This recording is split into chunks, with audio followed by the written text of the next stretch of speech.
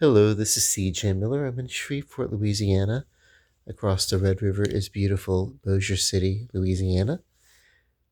And yeah, uh, come check us out. Lots of fun things to do. This is the review and the rating for It. Welcome to Derry. And it's season one, episode three.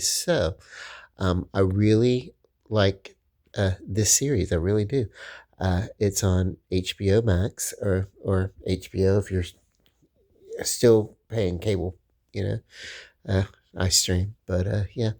So here are a couple of figures, characters, or whatever. Uh, we still have not yet seen Pennywise as Pennywise. We get to meet a younger Dick Halloran, who we mostly know from The Shining, and this character. Well, first off, we get a little backstory. As the head of the military operation of the base in Derry, uh, we find that the person heading up the project had an encounter with the creature known as It, uh, probably 27 or so years ago. He was a boy when he did. So, whatever, way on back. It must, no, 1900, whatever. Uh, and of course, this is set in the 1960s or whatever. So, yeah, it's, you know, it's, keeping its history. So this happened, that he, you know, had an encounter with this creature. He and it was a young boy, and he was playing with a friend, and ran off into the woods. And she tried to call him back. No, don't go in there. And of course he did, and that's where he encountered uh, the vision that he encountered. This is it. He comes to you uh, as whatever it is that you fear. Uh, and so there's spoilers in this, by the way, what I'm talking about. So I'm going to spoil it for you. But this is the third episode. So anyway, yeah, he comes back, and he gets rescued from one of the native playmates. He's new there, in town, traveling with his father or something like that. So he's new, but she tells him, "You're safe now." They run out of the woods. They're safe now because uh, whatever it is, it doesn't come out of the woods. That's his place. It doesn't come out of the woods. So you know, yeah. Uh, Go figure. It doesn't come out of the woods. Uh, I don't quite know what all is going on, except he's there temporarily, and then they're going to move along. But one of the things they're playing with is a slingshot, and he keeps it as a memory. It's like the dad won the slingshot for the boy. The boy gave it to his friend, the girl, and the girl used the slingshot to save him from it in the woods. And yeah, so it's kind of like a involved in that. Well, so the slingshot is what the adult captain gives Dick Halloran as he's going on his thing, to go look for, and he's kind of telling him that the other characters that he's flying with, uh, to, where to go, where to turn, where, go east here, go where, and of course he has this vision, and there's this trailer, this clown trailer, and the clown trailer basically, what am I doing? Oh, I didn't mean to click on it. I don't want to click on it. I don't want to start it. I'm going to go back.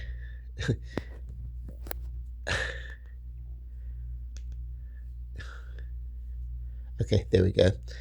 Yeah. Okay, so and so he's like, it's like a circus act, platform or something like that, and it opens up, and instead of it, and on the front it says Pennywise the dancing clown or whatever, and then it opens up to reveal the platform that's going to be the stage, and all you see in the back are some glowing eyes, and you hear the voice of this creature asking, who are you? How are you accessing me from wherever you are? So this clown is able to, you know, connect with Dick Halloran, who was using The Shining to locate him.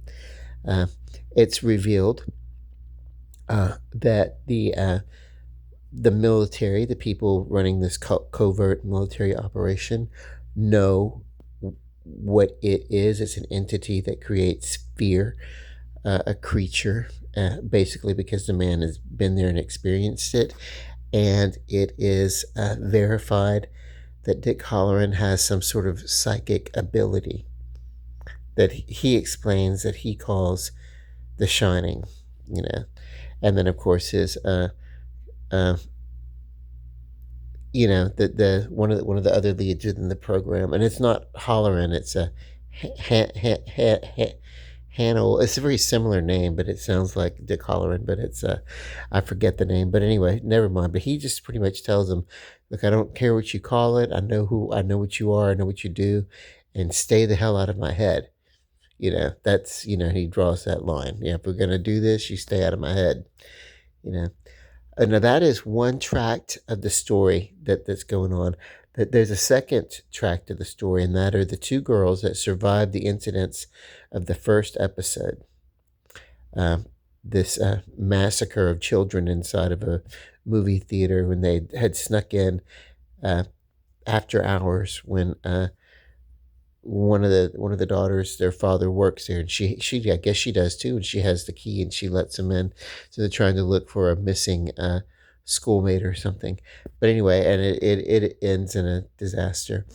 But there is there were a couple of scenes that were a little bit, even for me, I felt. I don't think I wasn't like grossed out or horrified by them. I thought they were just generally lowbrow and tacky, and they were scenes that were referencing the experience of birth. Like giving birth. And I was like, well, um, okay. I thought that this creature that is it's more about what scares you, what frightens you, what terrifies you. That is what he does. He's about what terrifies you. He is not about what grosses you out, makes you go, ew. He is about what makes you uh, tense up, freeze in your tracks, go paralyzed, or either to turn your head and play as if you're dead so that maybe you'll be left alone, you'll be passed by. So, but it's that type of fear. It's not, Pennywise. It's not about being grossed out. Pennywise, the dancing clown, and all of its forms. It's about what terrifies you, not what makes you squeamish. So I'm feeling, even though they're really pushing the limits, and I respect that. I don't necessarily feel that it's necessarily honest to the story, even though there even in this in there are some gruesome scenes uh, in the TV series, the mini series, and in the movies. The balloon popping blood all over, uh, Beverly's bathroom. And she's the only one that can see it, while none of the adults cannot see it, but the children can. Uh, then that and that's so there's some gross outness to it or whatever, if you want to get that, but that's it's more of a horrific thing. uh it's more for it's Pennywise is more for the sheer terror, trying to tenderize the terror out of the children, because it's fear that he eats. It's not so much, it's not so much he's cannibalizing on children, he eats their fear. And so Yeah, I guess whatever, and swallowing up and eating and biting children whole, but it's because they're fearful, and that is something I've mentioned this before. That is something that the girl who loved Tom uh, Gordon was a shorter novel written by Stephen King about a 9-year-old girl who gets uh, lost in Yellowstone National Park, I think, a part of Yellowstone National Park for 9 days. And as she's in these woods being, uh, lost and basically surviving as she's trying to navigate her way out of these woods. And she eventually does. But at the end of it, um, there's this creature that's been stalking her through this woods. And he's like, you know, waiting for her to get just the right amount of fear and inside, and then he's going to devour her because her fear is what makes her taste good. So there is that type of creature that is similar to it. In the fact that it feeds on fear and those who are extremely afraid. So I always wondered if they're uh, kind of like the same creature, if they have a kinship at least or something like that. But whatever. I don't. Um,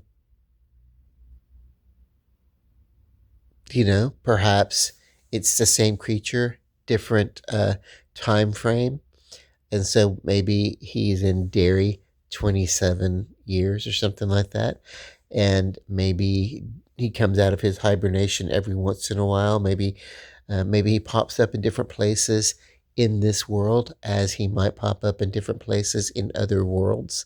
And yeah, I don't know. I do not know. And we may not know because I don't know that Stephen King is still writing with the same uh, prolifery that he was writing before. But and it may just be that, he was so much, he was building a world. He's writing so many characters, and then occasionally, that so many of them were set in Maine, like in Castle Rock or around Derry or something like that, or whatever. Some of the, the so much was set around Maine that then he started to get a little self referential, and so maybe that's where the idea of a connected universe that all of his stories would be connected at some point, uh, would come forth. But I think he over explains it in one of the Dark Tower uh, novels.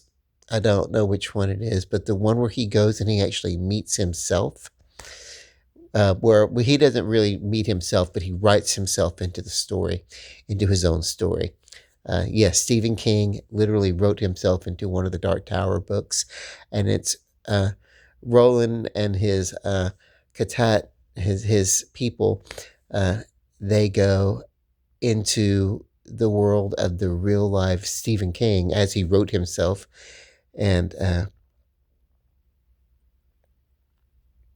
corner him, and he runs off and everything like that, and they pretty much Roland pretty much tells him, you will continue to write everything that you write, um, is true, and you are just you're a conduit for it, and everything that you write is connected to this thing. Everything that you write has it matters to this. It is a linchpin uh, for keeping the Dark Tower in place, and you will write, and everything that you write.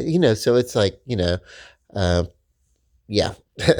So he literally um, has this wonderful imagination of this.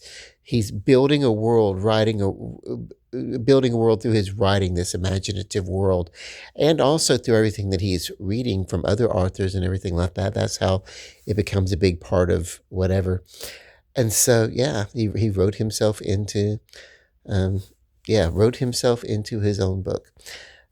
So that's fun, And then, of course, everything is connected, and all these stories, they keep popping up in different forms and in different iterations in the Dark Tower, the 7 books, and then later on he wrote an eighth one and inserted it. And then of course there's the occasional side stories and all that kind of stuff. But uh,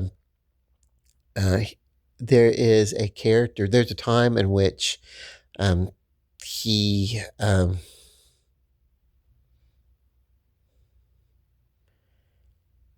encounters a demon, becomes, you know, yeah, yeah, encounters it. Anyway, he ends up creating a child with the character who's either possessed by a demon, or he is possessed by a demon and fathers a child with another kid. Whatever the situation is, uh, there's this creature that's running around called Mordred, and he has a human form, and then he has a monstrous spider form.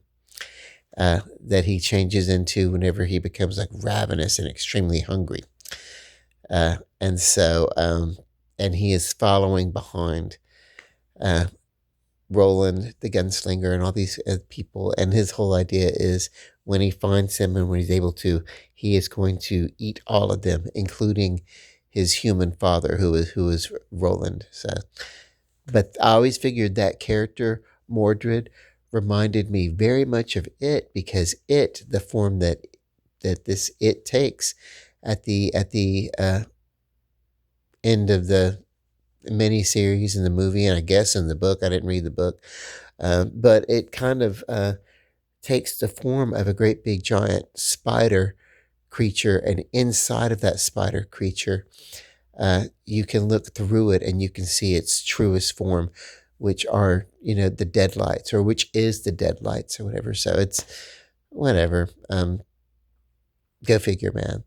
Uh, and this horrific thing has an equal and opposite is an equal and opposite force called Matarin, which is the turtle, a cosmic being.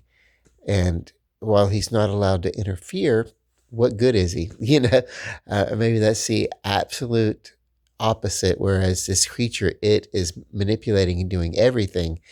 Then you have Matarin, which is this cosmic force, the complete opposite, absolutely doing nothing but giving and being a force for good. And of course, in the Dark Tower series, the turtle is the guardians of one of the beams, and the beams start from the they basically encompass the world. There's 6 of them, and they're like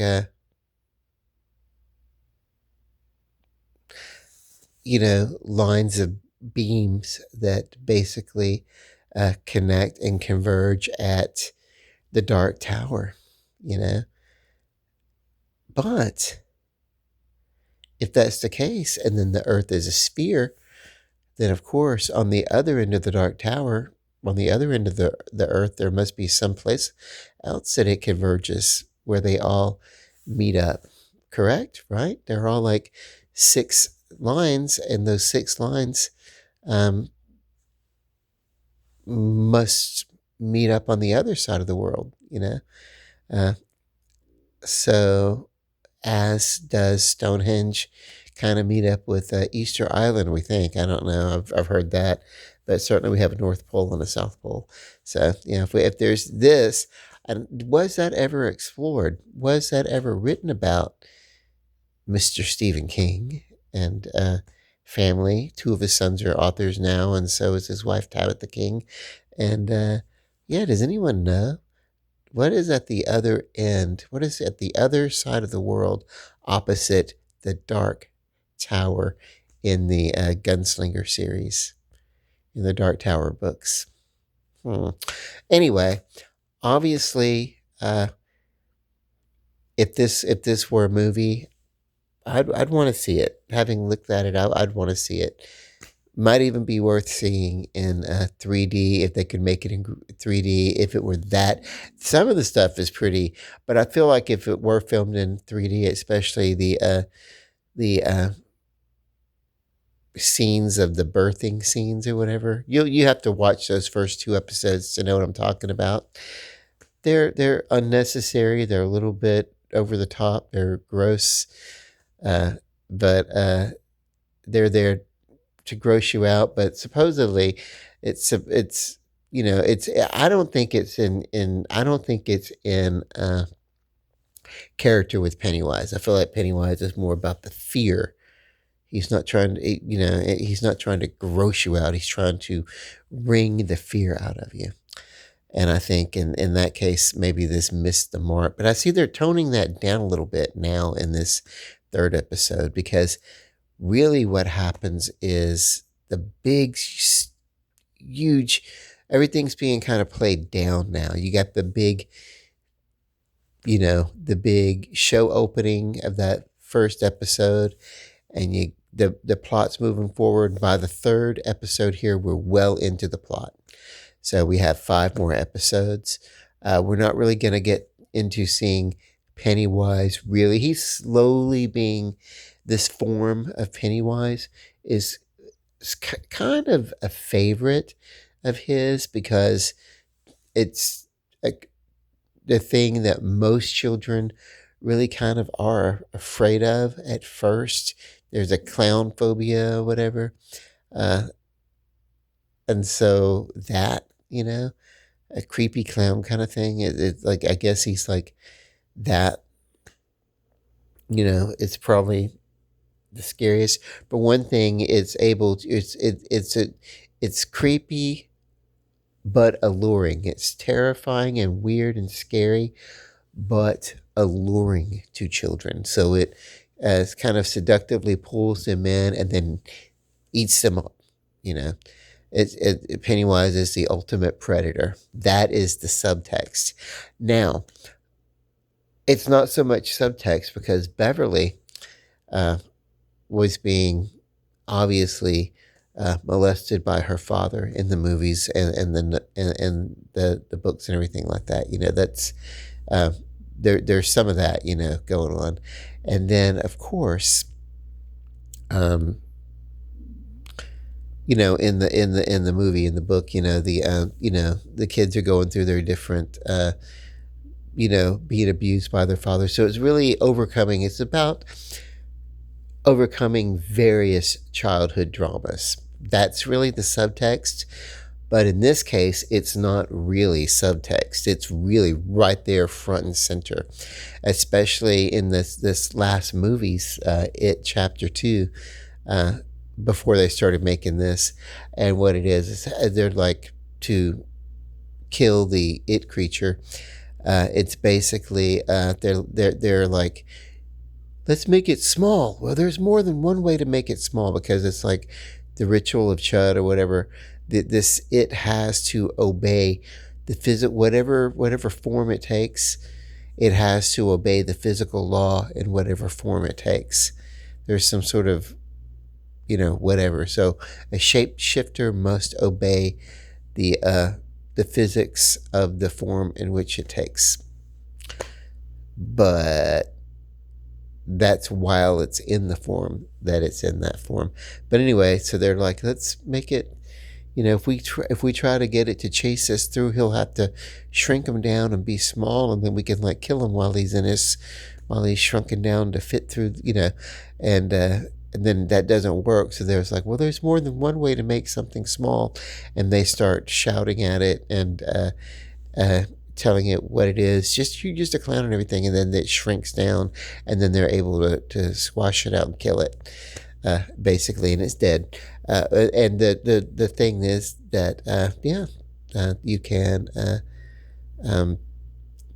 the thing that you're most afraid of, it's probably much bigger in your imagination than what it really is. There are things to learn, but that's really just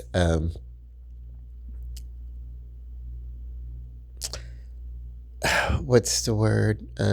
It's really just an excuse to tell a gruesome or horrific story. I mean, the lessons. It's not really a morality play, but it could be. Could easily be made into a morality play that basically, the spirit. What you're afraid of most the trauma that you're clinging to, um, you're giving it so much more power over your life uh, than what it needs to have, and you can make it damn near insignificant if you reclaim your life and you reclaim your power over it. So I think that's, whatever. That's a bit of truth, but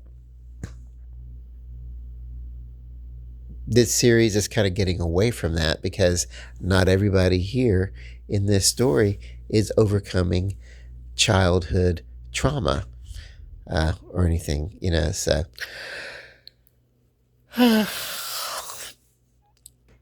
oh, check it out. Welcome to Derry, season 1, episode 3. Rating for practical is a lowercase s, meaning that it's worth viewing on TV, streaming, or even a premium cable service or something like that. It would be worth it. It'd be worth paying for it to see it. So go check it out. And you watch those first 2 episodes. I really wouldn't be trying to eat dinner while you're watching them. Love and light, peace, good night.